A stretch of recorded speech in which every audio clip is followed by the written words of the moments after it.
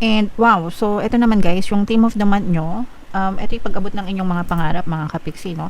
Actually, yung iba sa inyo guys, parang feeling ko, nandun kayo sa stage na you are already living your dream life, guys, no? So, kung may trabaho kayo, baka dream job nyo yan. Kung ano man yung ginagawa nyo, baka yan yung dream life nyo, mga kapiksi. Ako yung dream life ko talaga, guys, is yung tambay na kumikita. So, literal na I'm living my dream life right now. Tambay na kumikita, mga kapiksi. So, for some of you, syempre, iba-iba naman tayo ng mga pangarap sa buhay, guys, no?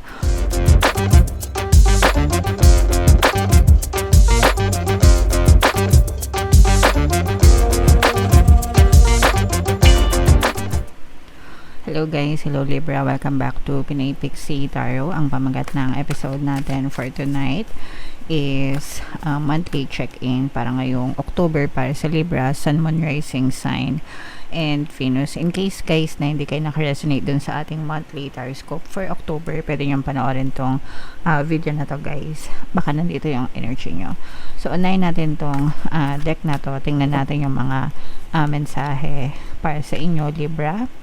Wow naman, fated meeting. This is more on romantic relationship, mga kapiksi, romantic energy. So, for some of you, kung kayo ay mga single guys and naghahanap ng kanilang mga partners, no, maaaring ipakilala sa inyo ni universe yung the one na para sa inyo talaga, mga kapiksi. And kung kayo naman ay meron ng mga partner o specific person right now, maaring sila na yung mga for the person talaga na tinadhana ni universe para sa inyo. Kahit na nagkakaproblema kayo, nagkakaaway kayo, hindi pa rin kayo naghihiwalay, ibig sabihin you are meant to be together talaga guys, okay? Ay kinikilig na naman kayo guys, baka mawiwi kayo dyan, okay? So i-mind nyo na yan, mga nakatadhana, the one, okay? So yeah, another message para sa inyo. Ito guys, ibig sabihin nito, no, ready na kayo, kumbaga hinanda na kayo ni universe sa buhay, and ready na kayo sa mga susunod na chapter, ready na kayo for what's more to come, kung ano pa yung ibibigay sa inyo ni universe, whether challenge yan or blessing yan, pero it's for your growth, it's for your development. So walang hindi kakayanin kayo, mga kapiksi, kasi handang-handa na talaga kayo guys, kumbaga sinubok na kayo ng panahon, okay? Alright, and another message Libra. Wow, so ito isa rin ito sa magagandang energy, no, kasi ibig sabihin nito guys, nawawala yung mga balakid sa buhay nyo, unti-unti silang naaalis, nakiklear guys, and kapag wala kayong balakid sa buhay nyo, mas mabilis na nagmamanifest yung mga desires nyo, mas ma-achieve nyo yung mga goals nyo, mga kapiksi, mas magiging swabe yung inyong paglalakbay sa buhay, okay? So yeah, comment down below. Ito guys, i-mind nyo na tong mga harmonious relationship na yan, no? So shuffle natin to guys, and habang sinashuffle natin to, panoorin nyo muna yung video natin regarding sa ating paano mag-manifest ng abundance video course. Kapiksi, sawa ka na ba sa mga struggles at hirap sa buhay mo? Masipag ka ba at masikap sa buhay ngunit hindi ka pa rin umaasenso? Ilang beses ka na bang nag-attempt mag-negosyo at mag-invest pero palagi ka pa rin nalulugi? Sa pagkakataon na ito ay maaaring may subconscious beliefs ka na nagiging balakid sa iyong pag-unlad at pagyaman. Introducing, paano mag-manifest ng abundance video course. Dito ay matututunan mong ma-overcome ang mga balakid mo para tuluyan ka ng umunlad, umasenso, sumagana, maging matagumpay, successful at maswerte sa iyong kabuhayan, pera, trabaho, negosyo, salapi at kaperahan ng bonggang-bongga. Dali, mag-send na ng email sa pinoypixie@gmail.com at simulan na ang iyong pagyaman ngayon. Alright, so sa lahat ng gusto mag-avail ng course guys, naka-flash sa screen nyo. Una, meron tayong paano mag-manifest ng abundance video course. Meron din tayong paano mawala ang third party at magkaroon ng harmonious na relationship. And meron din tayong paano pabalikin si ex, revise breakup. Sa mga interesado guys, mag-send lang kayo ng email sa pinoypixie@gmail.com. And sa mga naghahanap ng pampaswerte na lucky charms or lucky bracelet mga kapiksi, Aventurine at saka si Train, yung recommended ko guys. So, check out na kayo. Libra kayo ay represent ng Queen of Swords. Kung ano lang yung makaresonate sa inyo guys, take that message kasi hindi lahat ng mensahe ay mag-resonate. So, yung current self, wow, grabe. So, yung current self nyo guys, parang ine-enjoy nyo lang yung mga pinagkakaabalahan nyo sa buhay. Kung meron kayong trabaho, nag-enjoy kayo. Kung meron kayong negosyo, nag-enjoy kayo. And you love working with other people, mga kapiksi, no? At saka, parang masaya kayo. Although, hindi naman siya mag-resonate sa lahat, mga kapiksi. Pero, for some of you, parang masaya kayo sa mga ginagawa nyo, mga kapiksi, when it comes to dun sa mga sources ng income, okay? And, wow, so, ito naman guys, yung theme of the month nyo, ito yung pag-abot ng inyong mga pangarap, mga kapiksi, no? Actually, yung iba sa inyo guys, parang feeling ko, nandun kayo sa stage na you are already living your dream life, guys, no? So, kung may trabaho kayo, baka dream job nyo yan.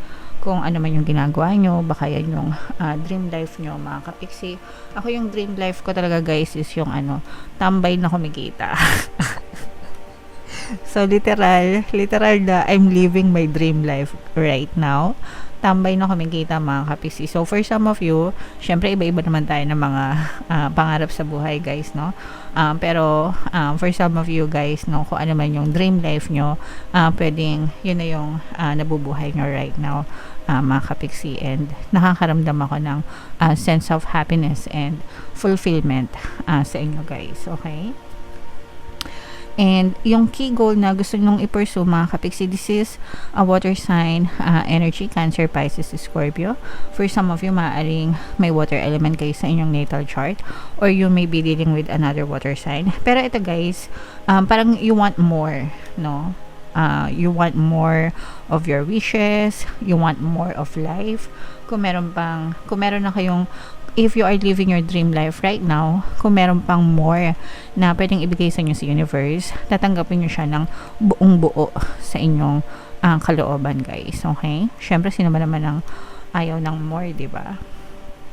And ito naman yung mga obstacles na kailangan nyo i-overcome, mga kapiksi. Ito yung mga stress, no? Stress, anxiety, for some of you, depression.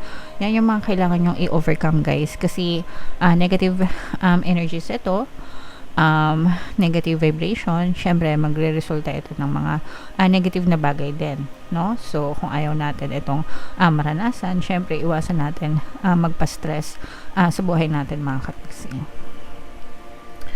And yung major accomplishment mo, ito guys, ikaw ito, no? Kumbaga, ikaw yung major accomplishment mo sa buhay mo, ibig sabihin parang narating mo or mararating mo kung ano man yung gusto mo, narating mo or ma-achieve mo yung ikaw, yung version mo na gusto mo sa buhay mo, mga kapiksi. Ikaw na mayaman, ikaw na asensado, ikaw na blessed, ikaw na successful, ikaw na maganda, ikaw na gwapo, yeah. Ikaw na healthy, no? So, ibig sabihin ko ano yung version mo na gusto mo, achieve mo siya, Libra, okay? And ito yung mga kailangan nating i-avoid, mga kapiksi. Iwasan yung self-pity, no? Yung mag self-pity, yung masyado maging emotional, guys, yung mga balat sibuyas, yan. So, iwasan nyo yan, mga kapiksi. Again, anything na negative, kailangan huwag natin masyadong pagtuunan ng attention, guys. And ito naman, what to embrace, guys. This is an earth sign energy, Aquarius, earth sign, Capricorn, Taurus, Virgo. Kailangan marunong kayong mag-handle ng finances nyo, ng money nyo, ng kabuhayan nyo, and always be humble, guys, no? Always be humble, regardless, kahit na marami kayong mga pera or kayamanan, huwag nyong gayahin yung mga diskaya, guys. Huwag nyo silang mga gayahin na bumibili ng sasakyan dahil sa payong, no? Sobrang kayabangan, yung pala utang naman, 'di ba? So, yan yung napapala ng mga mayayabang na magnanakaw, 'di ba? So, kinakarma talaga. So, tayo, guys, wag tayong gumaya sa kanila and matuto tayo maging humble at all times, mga kapiksi. And where to find support, guys? Someone who is very close sa inyo, mga kapiksi. Sila or siya yung support system mo talaga. So, pwedeng asawa mo to, jowa mo to, mga kapiksi, kung kayo ay may mga partner, pwedeng mga anak nyo din, pero this is someone who is very close sa inyo, na sila yung unang tao na susuporta sa inyo every step of the way, mga kapiksi. And yung advice and encouragement sa inyo, mga kapiksi, no, is stop overthinking, no? Yung overthinking negatively ito, guys, diba sabi ko nga sa inyo, yung stress, anxieties, depression, yan yung mga sisira sa buhay natin, mga kapiksi. So, yung stress, nanggagaling yan dahil sa pag-overthink, mga kapiksi. Overthink ng mga bagay na negative, okay? Kung positive naman yung tinithink nyo, guys, syempre okay lang yan. Pero, kung negative yung ino-overthink nyo, abay, hindi maganda kasi masisira yung buhay nyo. So, stop overthinking negatively, mga kapiksi, okay? So, ito, guys, i-mind-mind nyo na ito, mga dream life na to, mga kapiksi, no? I-mind-mind nyo na yan sa comment section. Yan yung mga magagandang energy na nakita natin for you. So, bunot lang tayo ng isa pang additional message. Ito, guys, no? Soulful, mga kapiksi. Ibig sabihin nito, guys, magpakatotoo tayo, no, sa ating buhay, and pahalagahan natin, mga kapiksi, no, kung ano man yung mga bagay na ipinagkakaloob sa atin.